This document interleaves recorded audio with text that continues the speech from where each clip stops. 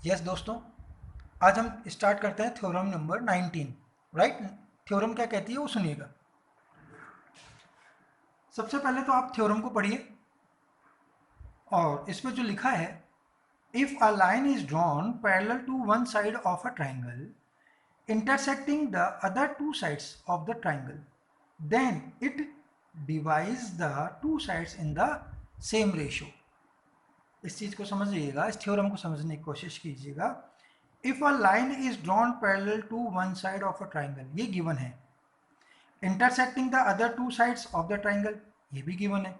Then it divides the two sides in the same ratio, in the same ratio. ये आपको prove करना है। इस थ्योरम को समझिएगा। एक ट्राइंगल है ए बी सी।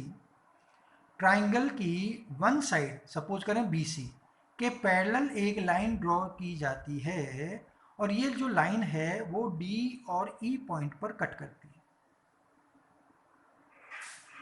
तो पैरेलल लाइन जब अदर टू साइड्स को कट करती है तो हमसे पूछा जा रहा है मैथमेटिक्स की दुनिया में कि जो लाइन है वो प्रोपोर्शनली कट करती है, मतलब A D upon D B equal to A E upon E C.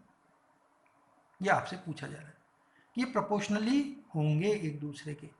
Okay, ये तो आपसे थ्योरम के बारे में समझा दिया। अब थ्योरम को किस तरह लिखनी है और पढ़ना है वो मैं आपको समझाता हूँ। मैं अक्सर आपको पहले बेस क्लियर कर देता हूँ कि थ्योरम को समझकर लिखना क्या है वो देख लीजिएगा। राइट, तो देखिएगा, हम पहले थ्योरम के अकॉर्डिंग फिगर को पढ़ते हैं। ए बी सी एक ट्राइंगल है, लाइन एल है जो बी सी लाइन के पैरेलल है और लाइन एल ने ए बी साइड और ए सी साइड जो दो अदर साइड्स हैं उनको डी और ई पॉइंट पर इंटरसेक्ट किया है, कट किया है। राइट, आपसे पूछा जाएगा कि जो इंटरसेक्ट करती हैं तो ये जो पोर्शन है कौन सी लाइन का, ए डी का, A D upon D B होगा तो यहाँ ए ई अपॉन ई सी होगा। ये प्रूव करना है। इसको प्रूव करने के लिए हमें क्या करना होगा वो देखिएगा। इसको प्रूव करने के लिए आपको क्या करना पड़ेगा कि B को E से ज्वाइन करना पड़ेगा और D को C से ज्वाइन करना पड़ेगा। उससे क्या होगा कि आपको बी डी ई एक ट्राइंगल मिलेगा, बी डी ई ये वाला, और दूसरा ट्राइंगल मिलेगा सी ई डी ये वाला ट्राइंगल। अब ये दोनों ट्राइंगल अगर गौर करें दोस्तों तो टू पैरेलल लाइंस के बीच में है और एक ही कॉमन बेस है डी ई।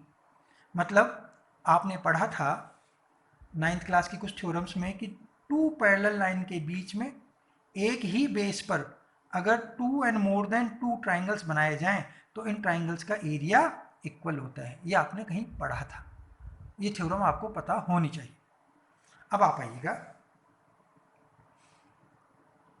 तो ये दोनों ट्राइंगल को हम एरिया में इक्वल प्रूव करेंगे, एक बात ये। दूसरा, ए डी बी ये ट्राइंगल देखिएगा, इस ए डी बी में बेस मानेंगे ए डी को और एफ से लेकर ई तक को जो लाइन होगी उसको हाइट मानेंगे, तो बेस और हाइट आ जाएगी।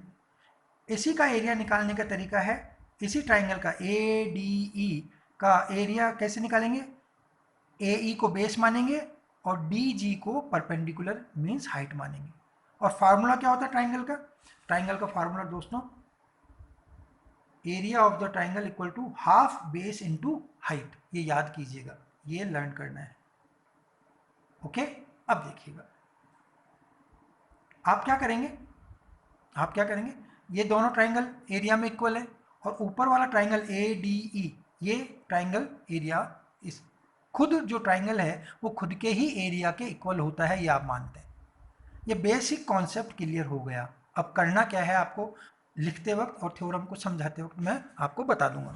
देखिएगा, फर्स्ट ऑफ ऑल सॉल्यूशन लिखिएगा, फिर गिवन लिखिएगा। A B C triangle A B C, line L is parallel to the side of the triangle B C and line L is intersect the two sides of triangle AB at D and AC at E.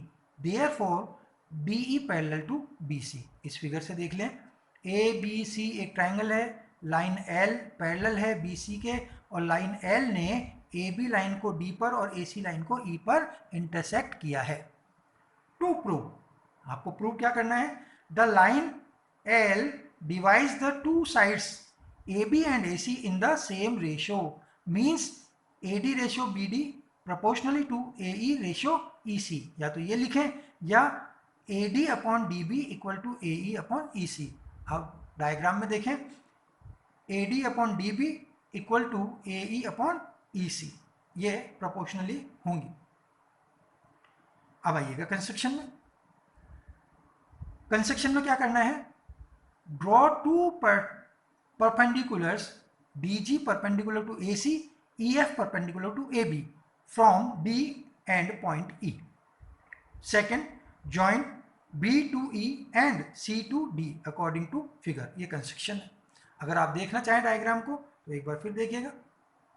Construction में क्या करना है, EF को AD पर perpendicular draw करना है, DG AE पर perpendicular draw करना है, B को E से ज्वाइन करो और C को D से ज्वाइन करो। ओके, आइएगा प्रूफ में आ जाए। अपन प्रूफ कैसे करेंगे, प्रूफ में देखिएगा, area of triangle ADE equal to area of triangle ADE। मैंने अभी आपको बताया था कि दो ट्राइंगल हैं, ये दो ट्राइंगल ना होकर एक ही ट्राइंगल है, और जो ADE है वो ADE के ही बराबर होता है, आप जानते हैं। तो ADE का एरिया अकॉर्डिंग टू फार्मूला क्या होगा, half base into height, half AD into EF। इसी तरह area of ADE half AE into DG, base into height. अब आप इसको समझने की कोशिश करें, ये कहाँ से आया, देखिएगा बच्चों। जब आप यहाँ देखेंगे ADE, ट्राइंगल ADE, तो पहले हमने बेस माना AD और हाइट माना EF, तो 1/2 AD, ये AD आ गया, और ये AD पर हाइट क्या है, EF या FE भी लिख सकते हैं। अगेन ADE का एक बार एरिया फिर निकालेंगे, तो 1/2 बेस, अब AD को मत मानिएगा, बेस मानिए AE इंटू हाइट क्या हो गई, DG। गौर कीजिएगा जो मैंने बोला, area of ADE equal to area of ADE। ADE का एरिया एक बार AD बेस लेकर बनाएंगे और एक बार बेस AE ले लेंगे। 1/2 base into height, 1/2 base into height, फार्मूले के अकॉर्डिंग। अगेन अब आइएगा, जो ये दो पैरेलल लाइन के बीच में, लाइन L और लाइन BC के बीच में एक ही आधार DE पर, एक ही आधार का मतलब बेस, एक ही आधार DE पर जो दो एंगल बन रहे हैं, मैं दिखाता हूं आपको। एक तो बन रहा है BED, एक तो ये रेड कलर का BED बन रहा है, और दूसरा इसी DE पर आप देखेंगे EC और ND। ये मतलब आप अगर देखें तो इस तरह ये दो ट्राइंगल बने जा रहे हैं, राइट। एक तो ये हो गया ट्राइंगल, एक तो ट्राइंगल ये हो गया रेड वाला, और एक ट्राइंगल ये हो गया ब्लू वाला। समझ गए आप? यस। तो इन दोनों ट्राइंगल्स का जब हम एरिया देखेंगे, area of BDE equal to area of CED, क्यों है, क्योंकि between same base and same parallel lines. तो गौर कीजिएगा दोस्तों, 1/2 base into height, 1/2 base into height. Equation first में इक्वेशन सेकंड का डिवाइड कर दीजिएगा। इक्वेशन फर्स्ट है 1/2 AD into EF equal to 1/2 AE into DG, ये इक्वेशन फर्स्ट है। इसमें इक्वेशन सेकंड का डिवाइड करेंगे, मतलब हाफ नीचे आ जाएगा, BD into EF equal to half CE into DG। अब आप देखिए, हाफ से हाफ गया, FE से FE, हाफ से हाफ, DG से DG, बचा क्या, AD अपॉन DB और AE अपॉन EC। और यही हमें प्रूव करना था। Any problem? यही आपको प्रूव करना था। Thus we proved that if a line is drawn parallel to one side of the triangle intersecting the other two sides of the triangle, then it divides the two sides in the same ratio. Okay, मैं आपको बता दूं, यहाँ इस theorem में आपको एक बात समझ में नहीं आई होगी कि एक लाइन पैरेलल है और ये लाइन BC है। जब एक ट्राइंगल इस तरह बना अपने पास DB और E, राइट, और दूसरा ट्राइंगल हमारे पास बना ये वाला, सेम बेस है DE और दो पैरेलल लाइंस हैं, राइट। तो हमने इसका हाइट एंड बेस कैसे फाइंड आउट किया, तो देखिएगा BDE, ये जो रेड कलर का ट्राइंगल है उसकी बेस है BD और हाइट हमने EF माना क्योंकि ये ऑब्ट्यूस ट्राइंगल है। ऑब्ट्यूस ट्राइंगल में वर्टेक्स से परपेंडिकुलर ड्रॉ करेंगे तो ये हाइट आ जाएगी और ये बेस हो जाएगा। और अब जब आप ब्लू कलर का ये ट्राइंगल देखेंगे CDE, तो आप देखेंगे हमने बेस माना EC और हाइट मानी DG। ओके, तो बेस और हाइट 1/2 लगता ही है। इस तरह हमने इन दोनों ट्राइंगल्स का एरिया बताया था।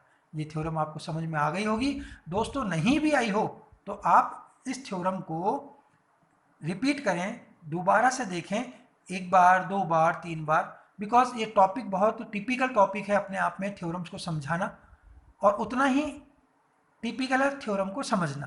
तो आप थ्योरम को फर्स्ट ऑफ ऑल रीड करें, जो मैंने आपको डायग्राम को देखकर समझाया था उसे एक एक दो दो बार और देखें, और उसके बाद किस तरह लिखा जाता है वो ये बुकलेट आपके हाथ में है, बुकलेट को पढ़ें, 2 बार लिखें, 3 बार लिखें, थ्योरम 100% आपको समझ में आ जाएगा। इसका बेस समझना बेहद ज़रूरी है। Thank you, thanks a lot.